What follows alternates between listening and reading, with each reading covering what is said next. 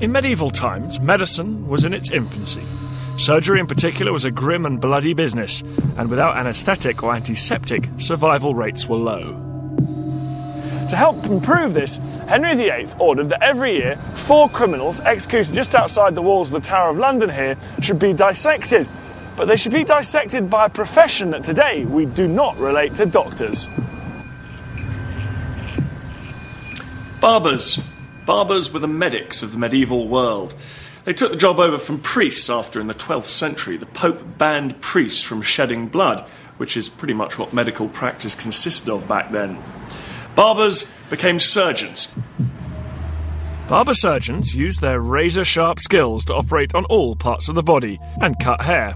The barber's chair was the surgery table, his shop the operating theatre, and the red and white pole the emblem of the profession. That's because their blooded white bandages were hung out to dry on a pole. Rory Macready, from the Royal College of Surgeons, is giving me a grisly tour of barber surgery. They'd probe wounds and dig into them to retrieve musket balls. But you've got to imagine that actually inside you. They'd amputate fingers, double as opticians. Okay. And dentists too. You heat that up to its red hot, and you plunge the hot bit into the hole, and you kill the tooth dead. Another job, of course, the barber done was bloodletting. You'd probably bled once a year. You get a blade like this one here, and then you whop that with a hammer. Oh. And then by twisting it, you control the bleeding. Now, if you're a bit nervous about all this, which a lot of people were, you can also use a surgeon's ring for bleeding.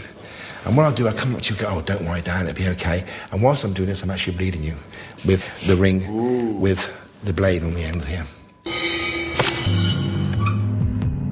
By the 17th century, the often illiterate barber surgeons were put under increasing pressure from a new breed of university-educated medical surgeons.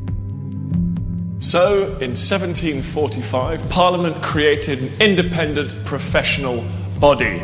It became known as the Royal College of Surgeons. The surgeons finally had the recognition they felt their superior education deserved.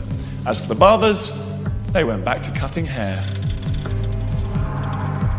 This is St Thomas's Church behind London Bridge Station. In its loft is the site of one of the oldest operating theatres in Europe.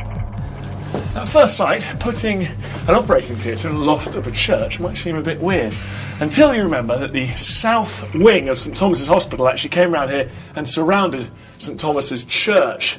Just up here there's a herb garret which acted as the hospital's pharmacy. It was on the same story as the hospital wards next door, so patients had easy access. And unlike in the hospital wards, there was plenty of room so students could watch the spectacle of surgery. Despite the newfound respectability of the university-educated surgeons, surgery could still be barbaric. Karen Howell, the theatre's curator, is introducing me to some of the macabre surgery conducted here. That would take an arm off in probably 3 minutes if you could, with a knife like this, yeah. And there's no anaesthetic for that? No anaesthetic. The patient is always given the tincture of opium after the operation. And what's this terrifying looking stuff here? This is the oldest operation in history, actually. And you would take the trephine, which is a bit like a corkscrew, and if you had a terrible pressure, they would make a little incision into your head and then trephine by hand, which is quite a difficult operation. You can see here the type of hole that it would make. It's amazing that anyone survived at all. Despite a certain lack of finesse, early surgery did pave the way for a greater understanding of pain, bleeding and infection. By the mid-19th century, surgeons were experimenting with anaesthetics and antiseptics. Modern surgery was born.